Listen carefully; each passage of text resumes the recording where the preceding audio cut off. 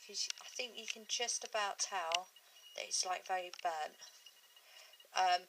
Right, whenever we go down to the beach and we're doing like a ritualistic fire, I take this stone with me, and then I'll pull it on the side or just near the ritualistic fire, so it becomes part of it, and then it sort of charges with that ritual that's going on.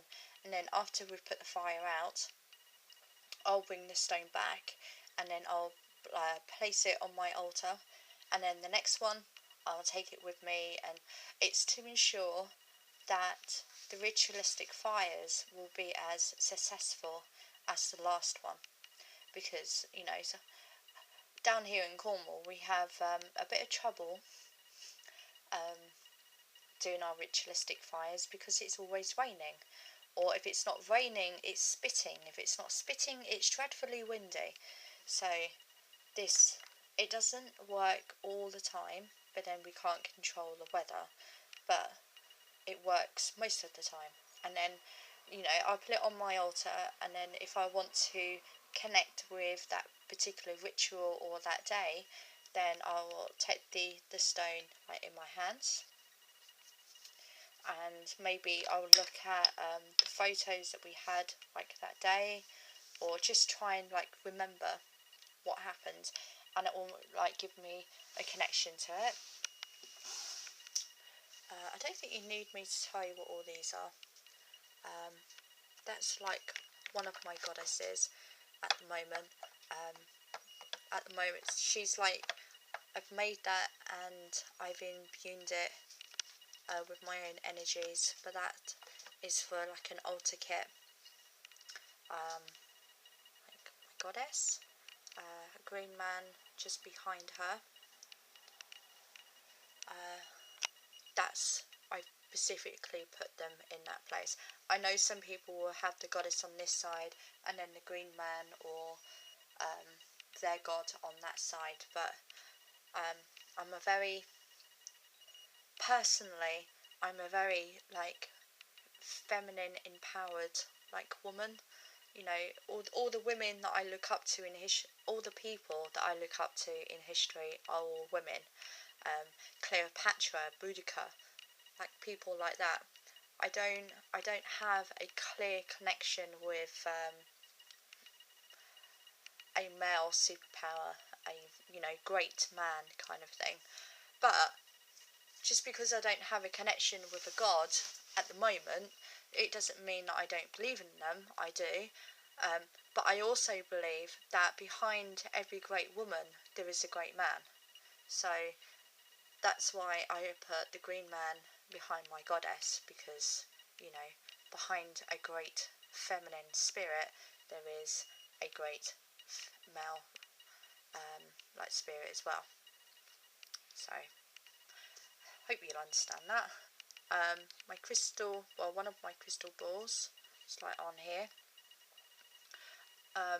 It's a little dusty at the moment because I had a lot of incense like burning and sage sticks burning today, so I do have a lot of dust on here at the moment, but it's because I'm cleansing like the altars, and a little bit of dust or like ash never hurted anyone, did it? So, but anyway, so there's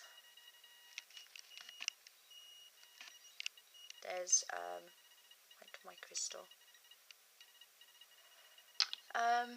Right, anything else? Oh yeah. Under my altar is where I keep a lot of my crap. I have boxes of stuff, everything from magical paints to dragon's blood inks, bat's blood inks. For my ceremonies and rituals, occasionally I will use like fruit juices, just because I'm on so many like different types of medications at the moment. A few sips of something alcoholic could sometimes not do me very well. So, but when I'm not on huge amounts of like tablets. I do like my mead. I do like a nice bit of Cornish mead. That one's elderberry. I'm saving this one for my Yule ritual because it's actually going to take me a while to find this particular mead again. And I got this one from St Michael's Mount when we went there in the summer. That one's almost gone. That's like honey wine, that one. So I keep them for like different rituals and offerings, which I don't always make offerings of wine or mead. Not because I don't think you should give alcohol to like your deities or other spirits, because I don't think that's true. I know a lot of people say that you shouldn't, but I mean, I personally believe that, you know, mead was once known as the nectar of the gods, so we should give mead. But mead is so expensive. I mean, this tiny little bottle, I mean, you can't see it, how small it actually is on here, but it's like 25cc. It's like tiny, and that cost me £9.99. No, £14.99. Cost me £14.99 or two for £20. So I got the two. So it's, for mead, it's actually quite expensive, but it's a really nice mead. So it's for special occasions. But like Yule, then I will make like an offering of my mead as well. So, and any other Pacific, like the Day of the Dead. Sorry, not the Day of the Dead. The Day of Remembering the Dead, I will make an offering of mead. But I'll also make an offering of Newcastle Brown Ale as well on that day, because that was my grandfather's favourite tipple, was his Newcastle Brown Ale, and a can of lager, because, you know, Day of the Dead, for me, it's more remembering like you know, past soldiers, and you know, most soldiers like to have a drink. So it's my way of saying, you know, have a drink on me, kind of thing. That's not going to make any sense to you, I know. Anyway, so I've got more drawers down here that are full of crap, basically. Well, no, it's not crap. I shouldn't say crap because that's disrespecting my own self, really, isn't it? But they're my everyday incense. In that one, I can't remember what's... this one is not exactly my everyday incense, but these are the ones that I use on my other altar that I will show you in a minute. Altar cloths I kept in this one, and homemade incense, and yeah, I'm one for marking everything. Like, everything has a note on it, and you know, some of them I write on the back as well.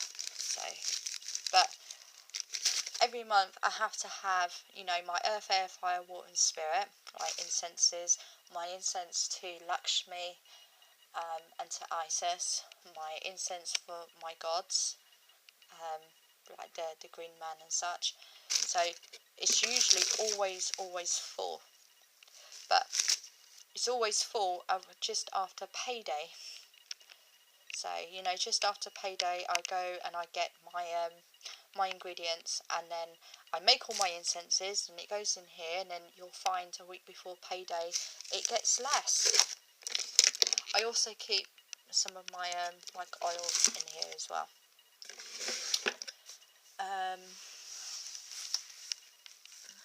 No, underneath there is quite a lot of other crap you don't need to see. Right, now, because the altar is open 24 hours a day, you know, it's not opened and then closed, it's not a protective circle, so it's constantly always open. I have like a protection incense, usually burning like all the time, or a cleansing one.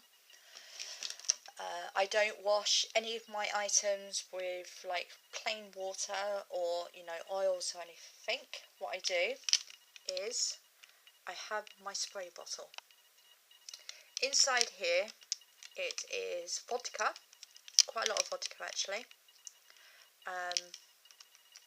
It's got my charms hanging like off it, and there's a charm inside as well.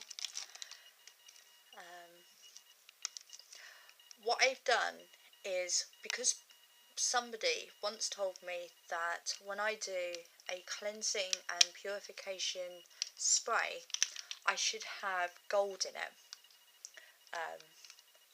And I've done some research on that, and yeah, a lot of these like oils and like holy waters did have shavings of gold in, but I'm on minimum wage and I have two teenagers and one pre-teen. So yeah, if you find any gold in my house, all the more power to you. The only gold I possess is my wedding ring, and I'm sure not as hell going to put my wedding ring in this.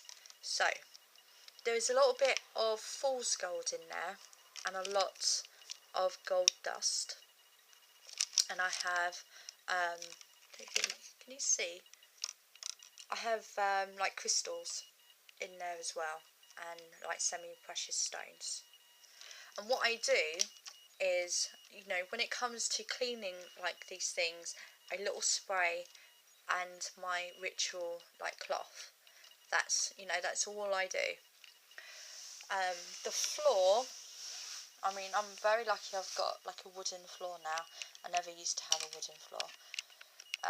But the floor, every day it's sprayed and it's like cleaned down with my ritualistic cloth. And also I have like a cloth as well that I put on here. I can't show you that because it's like a ritual like cloth, it's very personal to me.